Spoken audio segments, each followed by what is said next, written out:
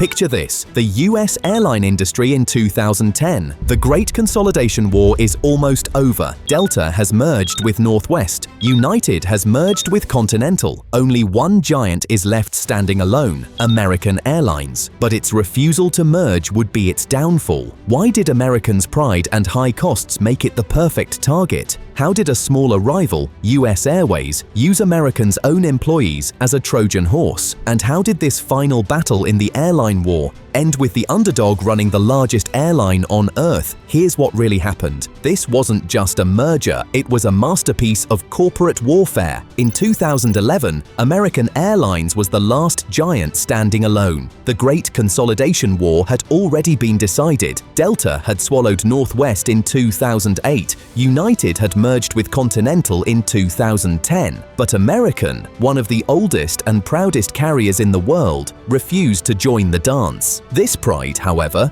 was hiding a deep sickness. The company was being eaten alive from the inside. Its labor costs were astronomical, eating up 32% of its operating costs, far above the industry average of 25%.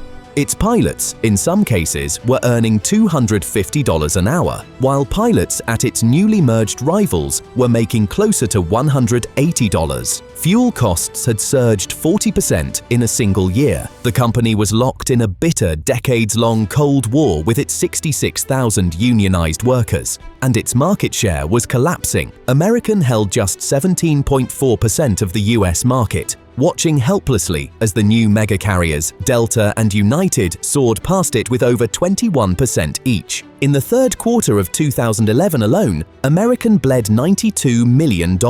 It was unsustainable. So on November 29, 2011, management did the only thing it could. It filed for Chapter 11 bankruptcy. This was supposed to be a lifeline, a strategic move to finally get control, to shed $4 billion in debt, and most importantly, to use the court's power to slash $1.5 to $2 billion in union contracts. It was meant to be a rebirth. But it wasn't a rebirth, it was a trap. Think this was just a sad story of a fallen giant? Think again. Because across the country, another airline CEO saw this filing not as a tragedy, but as an invitation. His name was Doug Parker. Doug Parker was the CEO of US Airways, and he was everything Americans' management was not. He was a master of consolidation. He had already saved US Airways from its own bankruptcy back in 2005 by merging it with his smaller carrier, America West. He was a shark who knew exactly when blood was in the water.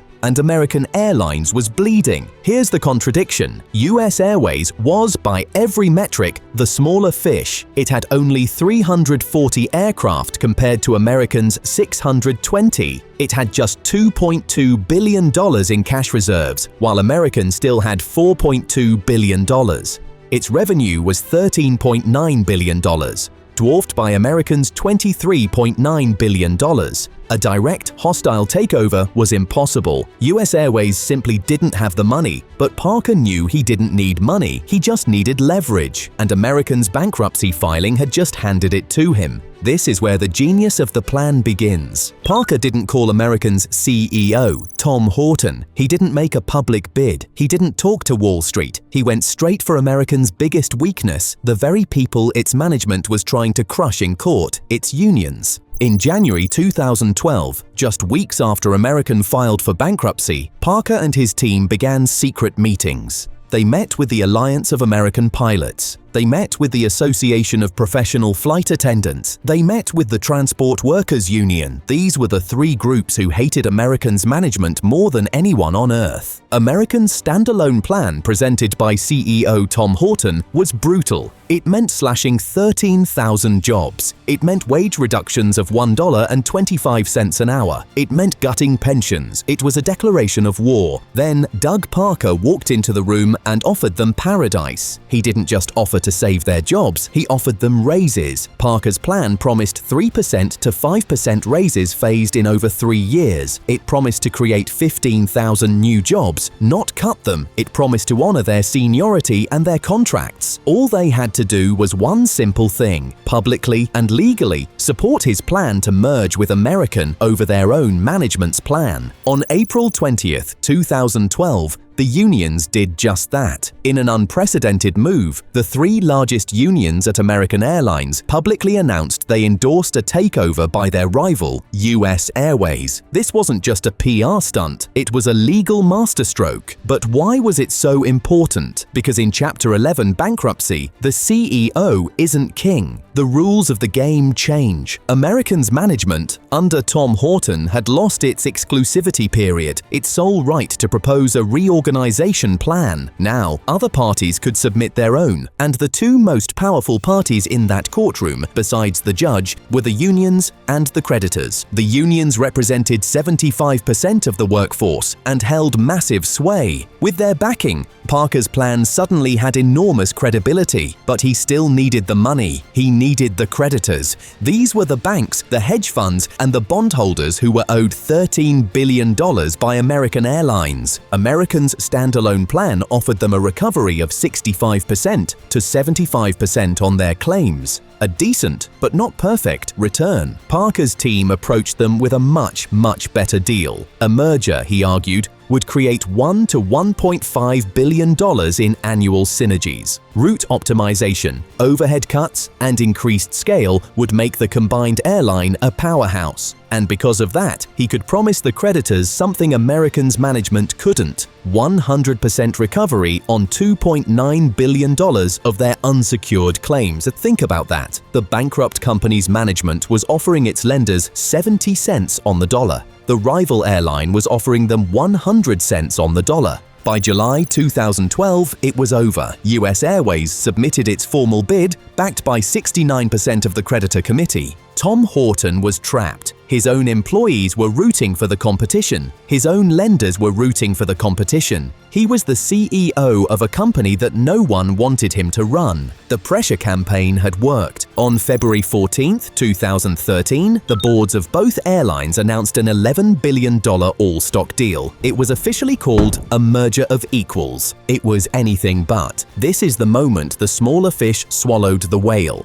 When the deal closed on December 9, 2013, the true nature of the takeover became clear. The new combined company would be called American Airlines. It would keep American's headquarters. It would fly under American's iconic brand. But that's where American's contribution ended. The CEO of the new American Airlines Group, Doug Parker, the CEO of US Airways. The leadership team? 4 of the 6 top executives came from US Airways. American's CEO, Tom Horton, he was given a $17 million severance package and shown the door. The underdog hadn't just won, it had taken control of the entire kingdom, painted its own name off the door, and put its rival's name on it. It was the largest airline in the world, with 98,000 employees, 960 aircraft, and 6,700 daily flights to 339 destinations. And it was run top to bottom by the management team from the airline that was half its size. But here's where it gets even crazier. The deal almost didn't happen. In August 2013, the Department of Justice filed a massive antitrust lawsuit to block the merger, arguing it would destroy competition and raise fares. This should have been a disaster for Parker, but he used the same playbook. He didn't just fight the DOJ in court, he unleashed his new allies. The unions, now representing the combined workforce, launched a massive public relations campaign, arguing that blocking the merger would destroy jobs. Parker, the corporate raider, was suddenly positioned as the savior of the American worker. It worked. The pressure was immense. In November, the DOJ settled. The new American Airlines would have to give up 138 airport slots and 6 gates to low-cost rivals like Southwest and JetBlue. It was a tiny concession. The empire was secure. So, when the dust settled on this brutal corporate war, who really won? The most obvious winner was Doug Parker and US Airways. They executed a perfect reverse takeover, using stakeholder alliances instead of cash. They gained control of a legacy brand, a massive international network with 270 new routes and 50% more international capacity, all without a hostile fight. For investors who had backed Parker, the returns were staggering, with US Airways stock surging 50% after the announcement. The unions won big. They had gambled everything by siding with a rival, and it paid off. They reversed $1 billion in cuts demanded by the old management. They secured profit-sharing agreements worth up to 20% of profits, and they created 15,000 new jobs, integrating seniority lists and ending decades of infighting. The creditors won. They got 100% recovery on their claims, plus equity in the new, more valuable company. The new AAL stock debuted at $24.50 a share, and the combined company's market cap hit $15 billion at launch. The only true loser, the original management of American Airlines. They lost their company, their jobs, and their pride. They had tried to use bankruptcy as a weapon against their own employees, and in doing so, had given those same employees the weapon they needed to oust them forever. This deal wasn't just another merger, it redefined corporate strategy. It proved that in the modern era, size does not equal power, leverage does. A number 5 US carrier with only 9.5% market share toppled the number 3 carrier with 17.4%. It demonstrated, perhaps more than any deal in history, that unions and creditors are not just obstacles to be managed in a bankruptcy, they are kingmakers who can swing the outcome. Labour's endorsement shifted 20% of the voting power. The creditors' support locked in 69% approval. It was a checkmate. This was the final brutal chapter in the US airline consolidation era. In just over a decade, the skies had been transformed. 9 major carriers were reduced to just 4, and in that final battle, it wasn't the biggest that won, it was the smartest. The new American Airlines Group, the company born from this conflict, went on to generate $52.8 billion in revenue in 2023, carrying 211 million passengers. By 2024, its fleet had grown to 1,562 aircraft. But was this a brilliant act of strategic genius that saved an airline from itself? Or was it a ruthless exploitation of a company at its absolute weakest, proving that in the cutthroat world of aviation, loyalty is just a bargaining chip? This story was never just about saving a company, it was about conquering one. Click here to check out another one of our videos.